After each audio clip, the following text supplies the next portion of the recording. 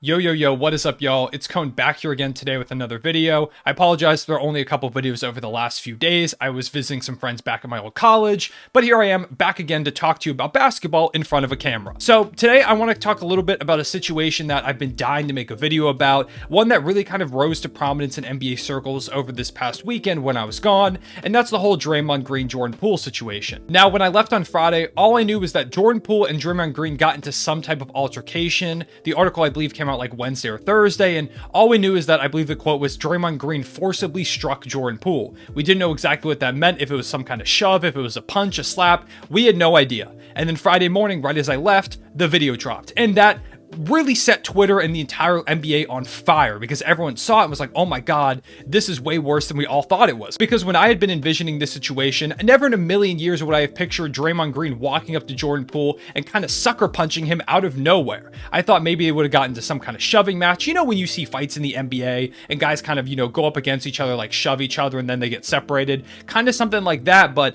this was way worse. And I don't think the Warriors even knew how bad it was either, because they had spent the past few days really downplaying everything, saying like, oh, it's not that big of a deal or whatever, we're handling it internally. And then the video got leaked and they were like, who leaked that video? Which is kind of crazy, first of all, that they're more concerned about how the video leaked than the fight itself. But anyways, then they kind of changed their tone and things got a lot more serious. So I feel like the Warriors didn't really understand how serious it was until they saw that video, which kind of makes sense because if you watch the video, people are kind of just standing around at practice, not realizing what's going on until the punch is thrown, and then kind of everyone's like, oh, we should go break this up. Also, people kind of tried to defend this on Twitter, which was crazy to me. Imagine if you go to work and just punch your coworker in the face, like that's wild in itself. But people were saying like, oh, in practices, players fight and stuff all the time. Sure, I understand like verbal disagreements, maybe you get in like a heated shoving match, maybe you get up in each other's faces, whatever. He fully punched him like straight in the jaw and like knocked him on the ground. This was way worse than any typical like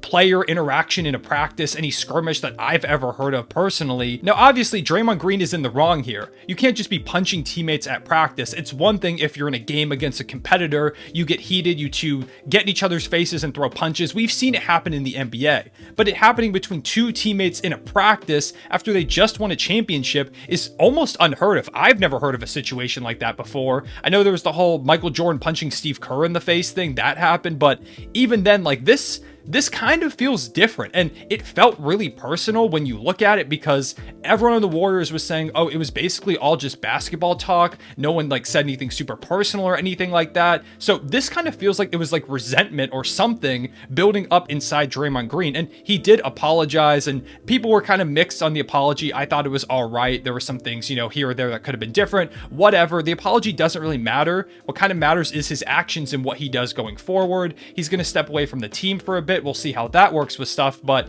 this is really going to mess with the locker room. Kevon Looney had a really telling quote from his post-game press conference after yesterday's preseason game, which basically he said that Draymond has kind of broken the trust of everyone in the locker room, that he's going to have to earn it and build it back, which says a lot. I wouldn't be surprised if this causes a lot of fractures between him and his teammates. I don't really expect them to just move past this. This is something that I think is going to linger for a while, and ultimately I think this could lead to the end of Draymond's time in Golden State, which might seem like a bit of an overreaction, but I'm serious. I'm not talking about a trade. I don't think they're going to go out there and, just deal him to start the season. I think he and Poole will kind of make some sort of amends for at least this year. But this offseason, Draymond has a player option that it seems like he's probably going to decline in search of a one last contract, probably from the Golden State Warriors, to kind of just get him some money heading into the twilight of his career. But there's been reports that while he wants a max, the Warriors might not be willing to give him that, and especially after this incident, which is the 15th of many different incidents before,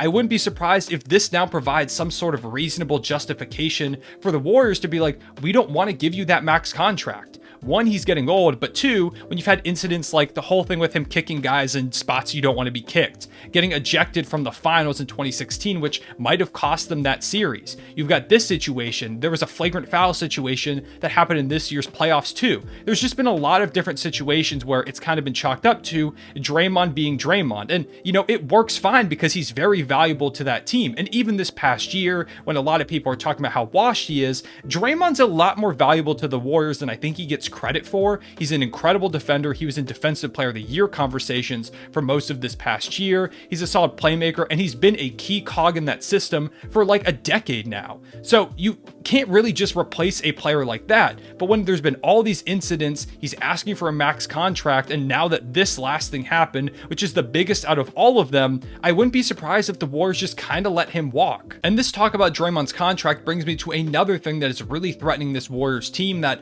this whole Draymond Poole thing only complicates even further. That's their financial situation. The Warriors are kind of screwed financially. They're in a really tough spot. At this moment, Steph Curry's really the only player part of this championship core that is locked up long term. He's under contract till 2026. I think he retires a Warrior. There's not much concern with him there, but he will be making around $60 million by the end of the contract, which does put a pretty big burden on them financially. Then we've got Klay Thompson, who right now is making an absolute bag, and he's going to be a free agent at 34 years old after next season. So Klay is coming up on a big contract extension, and can you afford to pay him what the money that he's probably going to ask for as a key piece of your core for so long if he doesn't bounce back to the way he was in the past? If he asks for $30 million and he doesn't look like the Klay of old, are you willing to give him that to keep this core together? And of course, we have Draymond Green, who is a really important piece still to this Warriors team, like I said, and if they want to keep him, I'm going to guess they're going to have to give him at least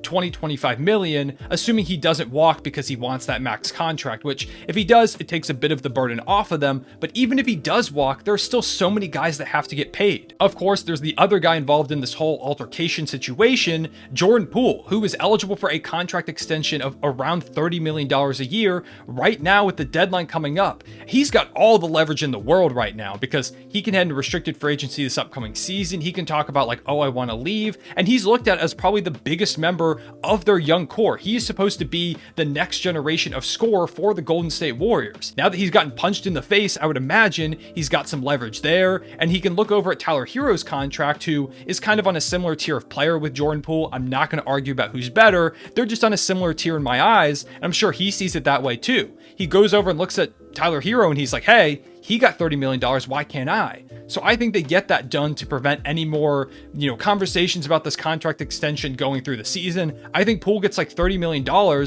which is more than I probably would have paid him heading into this offseason. So he now is going to get probably more money than they were expecting. You've also got Andrew Wiggins, who is a free agent this upcoming offseason, and he was just an all-star starter. He was so critical to you winning the finals. They probably don't win it without him. He's a phenomenal role player. He plays great defense, fits in your system super well, knocks down threes, can grab boards like we saw him do in the finals. He does a bit of everything. And are you just going to let him walk? They might have to, because I'm sure he's going to demand around $25-30 million a year, and they don't know if they can afford that. Then we look at some of their young guys. A guy like James Wiseman will be contract extension eligible this upcoming offseason. If he has a big year, he could demand a decent bit of money. Jonathan Kuminga and Moses Moody will be eligible for extensions in 2 years. If they start to reach the potential that the Warriors and many others think they could, they're going to demand money too. There's just so many guys they're going to have to pay soon, and so many guys that are going to command a lot of money. They're in the risk of losing 1, 2, 3, 4 of these guys if they don't handle this situation correctly. And if they mess it up,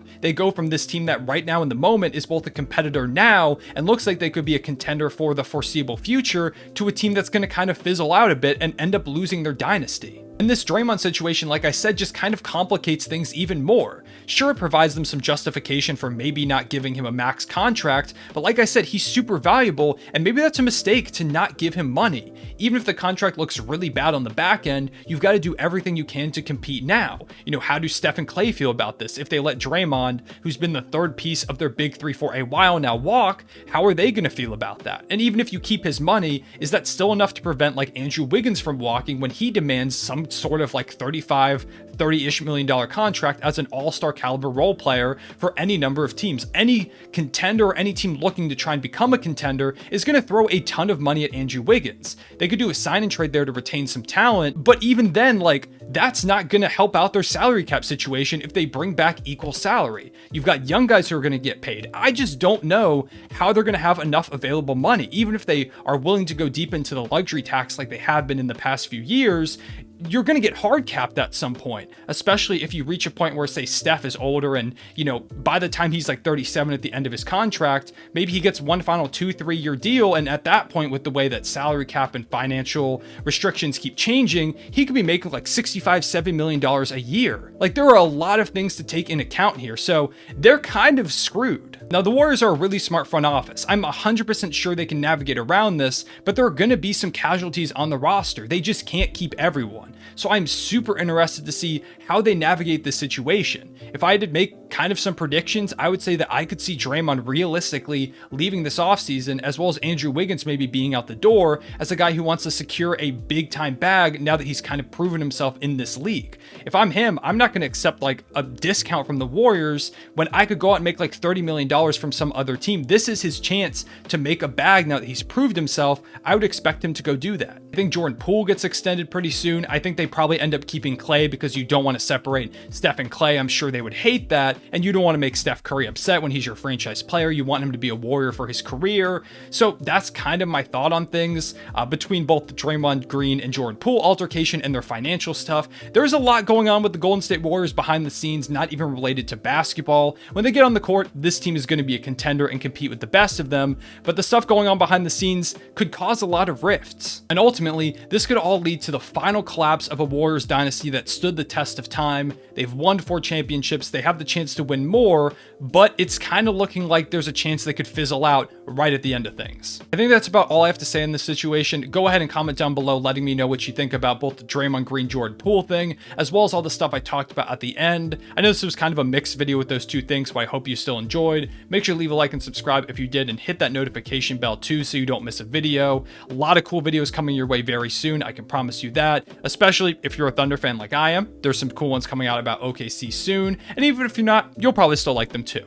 So I appreciate y'all watching. I'll see y'all later. Real One Say back.